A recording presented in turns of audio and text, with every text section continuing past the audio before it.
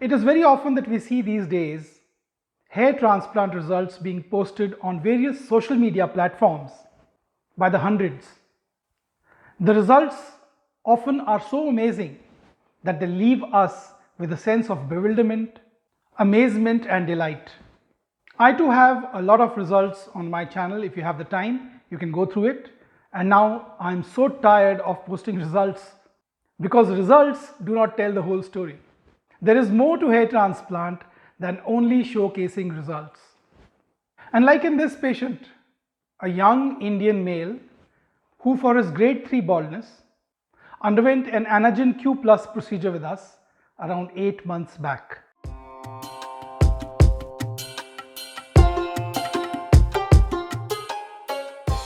By any standards, it's a good result at the 8-month timeline.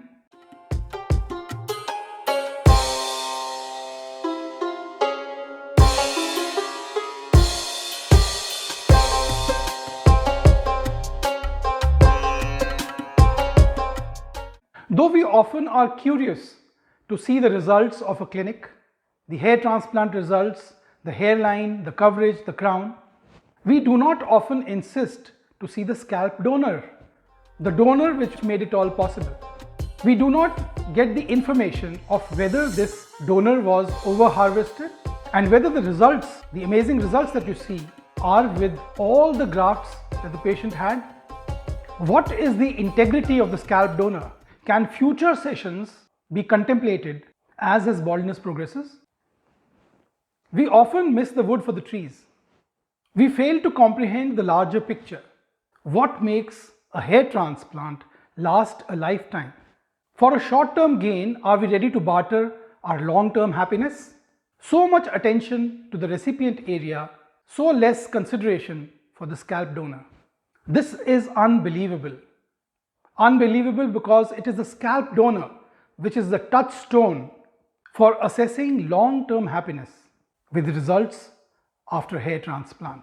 A hair transplant result, after all, is dependent upon the health of the scalp donor. Your eligibility for a hair transplant and future sessions depend upon the integrity of the scalp donor. Graft survival and growth also depend upon the quality of grafts harvested from the scalp donor. The permanency of your result, your hair transplant result, depends upon the permanency of your scalp donor. And if your scalp donor is over-harvested, the scarring, the intense scarring that develops will stave off attempts to harvest more grafts in the future. So the scalp donor integrity needs to be maintained if we desire our patients to enjoy the fruits of our hair transplant for a longer period of time, when as the baldness develops, more grafts can be harvested in future sessions. If you cannot follow up with future sessions, especially in a young man with extensive baldness, indications of extensive baldness, the whole battle of hair loss is lost before the first shot is fired. The first procedure was improperly conceived, misconstrued, and badly executed if it has thrown caution to the wind by harvesting all the grafts that were. So you need to counsel the patient, convince him that in hair transplant, to keep his future objectives in mind, less is more. Learn to make do with the least amount of grafts required for that given situation. The least number of grafts that will give a satisfactory result. Because baldness is progressive, dynamic, and ever evolving.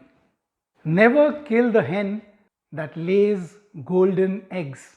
Well, thank you for watching again. And if you have any question, any query that comes to your mind, please leave a comment below and I'll be back to answer it within 12 hours. Thank you very much for watching and God bless you.